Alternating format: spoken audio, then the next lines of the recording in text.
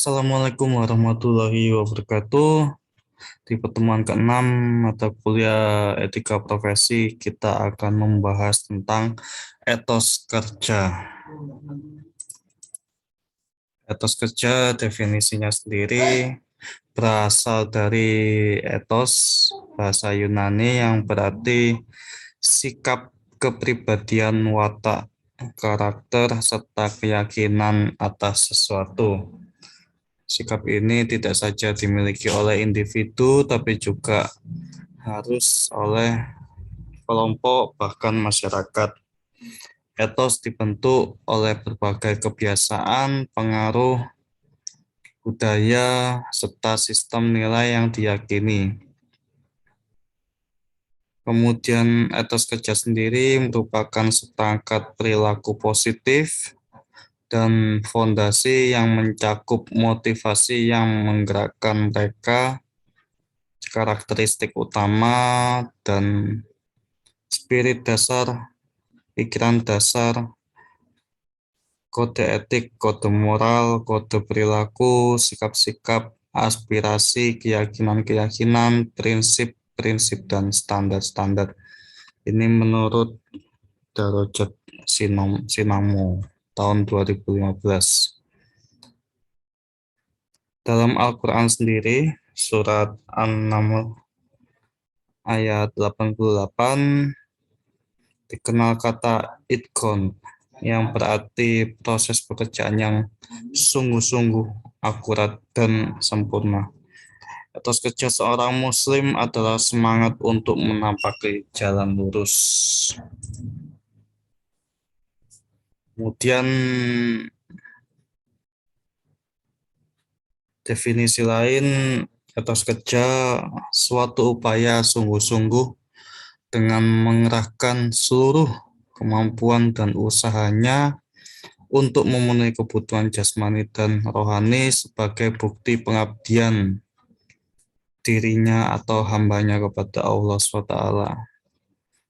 Rasulullah Shallallahu Alaihi Wasallam sendiri pernah bersabda, sesungguhnya Allah mencintai salah seseorang yang di antara kamu yang melakukan pekerjaan dengan itqan, artinya tekun, rapi, dan teliti, sesuai hadis Al-Baihaqi. Untuk ciri-cirinya sendiri ada beberapa macam, yang prinsipnya berorientasi pada produktivitas dan memperkaya jaringan silaturahmi.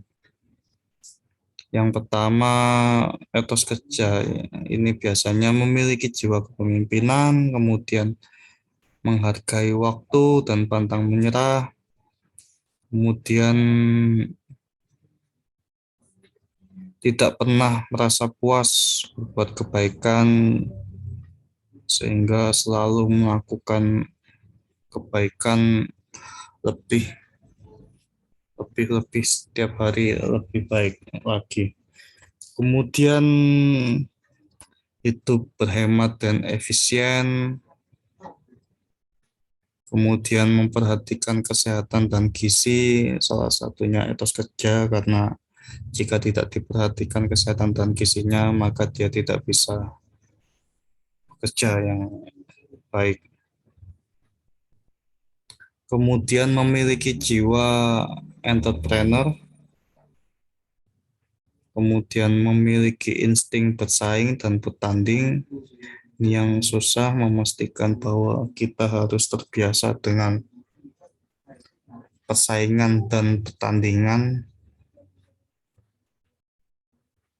Kemudian keinginan untuk mandiri, independen. Kemudian yang terakhir, haus akan ilmu dan berwawasan universal.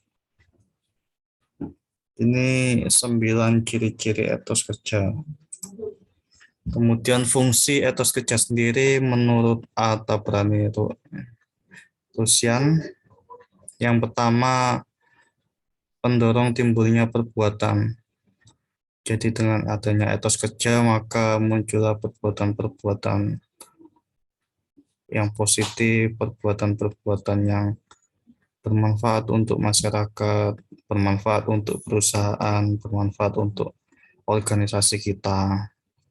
Yang kedua, menjadi penyemangat dalam melakukan aktivitas. Jadi dengan adanya etos kerja ini kita setiap melakukan aktivitas ini selalu ada semangat yang lebih dibandingkan dengan teman-teman yang tidak memiliki etos kerja. Yang terakhir, penggerak yang dapat memobilisasi diri seseorang. Ini ya ibaratkan etos kerja ini seperti seperti bensinnya diri sendiri. Ketika kita tidak memiliki etos kerja, maka kita jadi mager, males, rebahan isinya, dan lain-lain lah.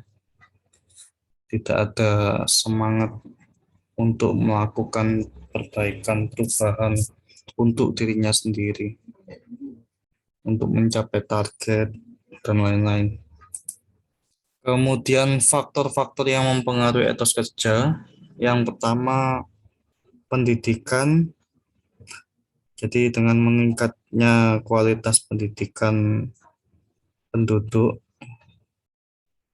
maka hal itu dapat meningkatkan etos kerja. Yang kedua, lingkungan.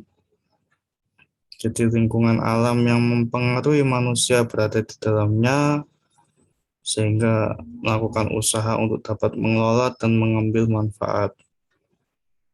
Yang ketiga, motivasi intrinsik individu. Individu yang memiliki etos kerja yang tinggi adalah individu yang bermotivasi tinggi. Yang seperti tadi saya ibaratkan bensinnya diri sendiri. Kemudian agama,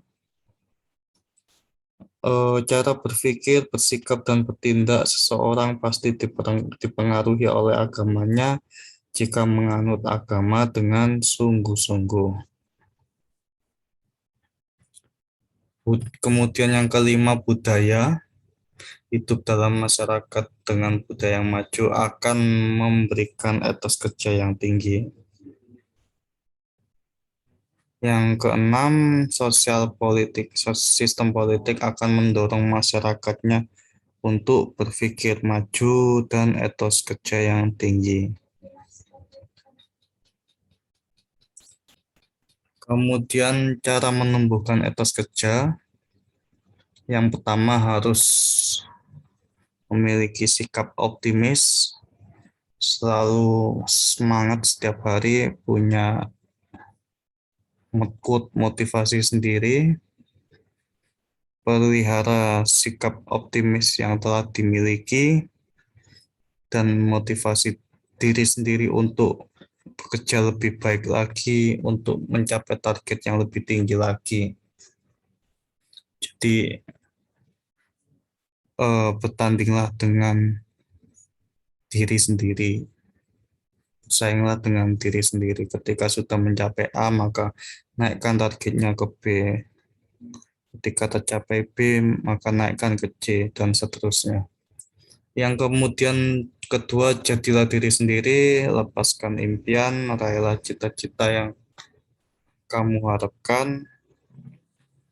Jangan ikut-ikutan dengan teman, sesuaikan dengan passion, sesuaikan dengan minat bakat. Setiap orang pasti berbeda karena keluarganya beda, latar belakangnya berbeda, sekolahnya berbeda, masa kecilnya berbeda. Jadi setiap orang meskipun sekarang satu kelas, satu prodi, tentunya nanti masa depannya juga berbeda.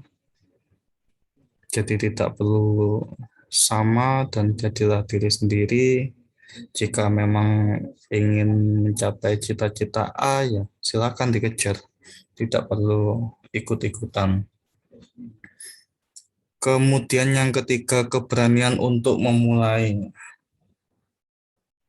Jangan membuang waktu untuk bermimpi. Ini biasanya banyak mahasiswa yang masih terlalu banyak waktunya dihabiskan rebahan dengan bermimpi, kemudian besoknya mimpinya beda lagi, lusanya beda lagi, akhirnya mimpinya hanya sekedar mimpi. Kemudian jangan takut untuk gagal, ini yang harusnya perlu digarisbawahi. Gagal itu hal yang wajar, hal yang normal. Tanpa kegagalan tentu tidak ada kesuksesan.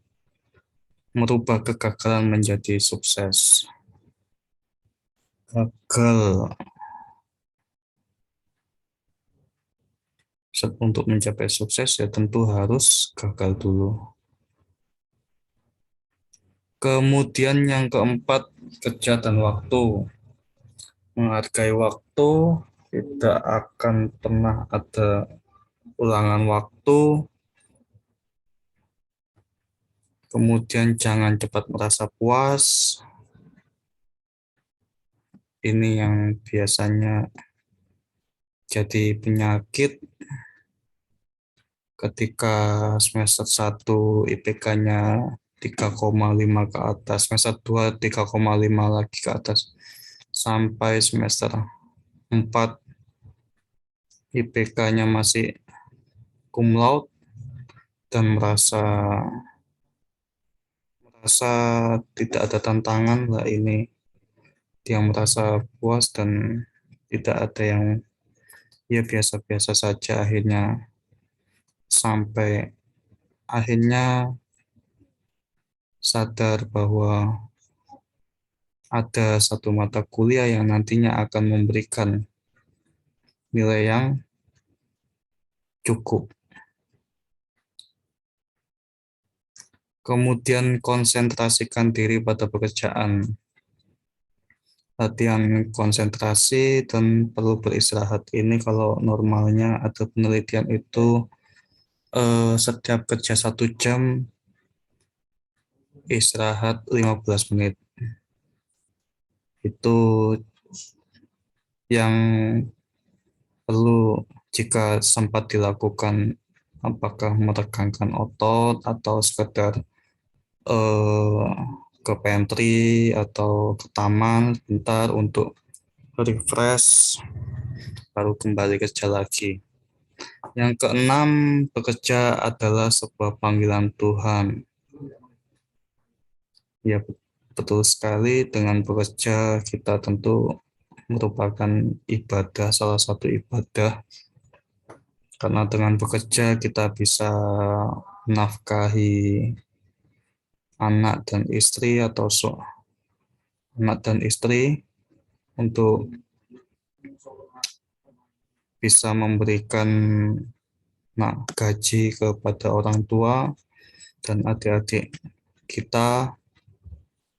Jadi itu bekerja harus mempunyai etos kerja yang tinggi. Kemudian aspek dalam etos kerja, yang pertama harus memiliki semangat untuk keinginan bekerja, harus selalu semangat, setiap pagi harus mempunyai semangat, dan ini sebetulnya sangat susah, setiap hari harus semangat, tapi ya harus diri sendiri yang menyemangati, harus cari motivasi yang membuat dia semangat. Kemudian kesadaran keadaan yang mengerti akan pekerjaannya, paham apa yang harus dia lakukan hari ini dan besok, tidak perlu membuang waktu. Kemudian kemauan apa yang diinginkan dan kehendak dalam bekerja jelas, eh, targetnya selama bekerja melakukan ini. Kemudian komitmen, perjanjian untuk melaksanakan pekerjaan. Ini harus memiliki komitmen sendiri, misalkan pimpinan menargetkan besok selesai, harus memiliki komitmen sendiri, nanti sore sebelum pulang kerja harus selesai. Ya, itu yang harus selalu ditanamkan sehingga memberikan memberikan kebahagiaan ke pimpinan. Kemudian inisiatif usaha mula-mula prakasa dalam bekerja. Ini yang selalu diharapkan oleh pimpinan ketika di tempat pekerjaan, punya inisiatif, apakah dalam bentuk saran atau rekomendasi, bisa memberikan masukan-masukan, jadi juga inisiatif memperbaiki, mengembangkan perusahaan, inisiatif meningkatkan kerja sendiri. Ini yang harus dimiliki. Kemudian produktif, banyak menghasilkan sesuatu bagi perusahaan, artinya eh, jangan sekedar bekerja, bekerja, bekerja sesuai dengan standar, tapi juga harus produktif. Bisa jadi punya output atau laporan-laporan yang belum ada menjadi ada, itu yang dikatakan produktif ya. Outputnya jelas dan bisa diimprove. Yang awalnya A menjadi naik jadi A1, A2, A3. Itu yang biasanya diminta oleh pimpinan. Kemudian peningkatan, ini sama seperti tadi, proses cara perubahan meningkatkan usaha, kegiatan, dan sebagainya dalam bekerja. Misalkan prosesnya ini ada 5 tahapan, maka ketika orang memiliki etos kerja, proses tadi disingkat menjadi 3 atau 4 tahapan. Itu menjadi lebih efisien dan perusahaan atau pimpinan akan suka dengan karyawan seperti itu. Yang terakhir, wawasan, konsepsi atau cara pandang dalam bekerja.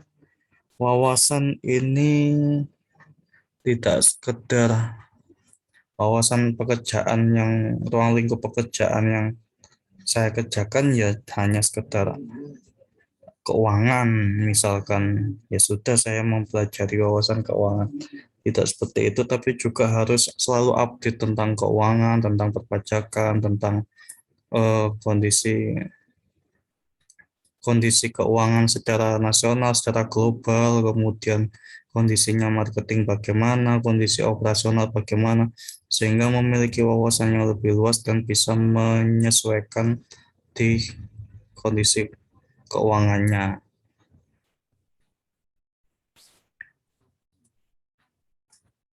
Kemudian, oke, sudah selesai. Alhamdulillah. Jika ada pertanyaan bisa komen di komentar nanti. Mari kita berdoa kafaratul majelis. Subhanakallahumma wa bihamdika asyhadu alla ilaha illa anta astaghfiruka wa atubu ilaik. Wassalamualaikum warahmatullahi wabarakatuh.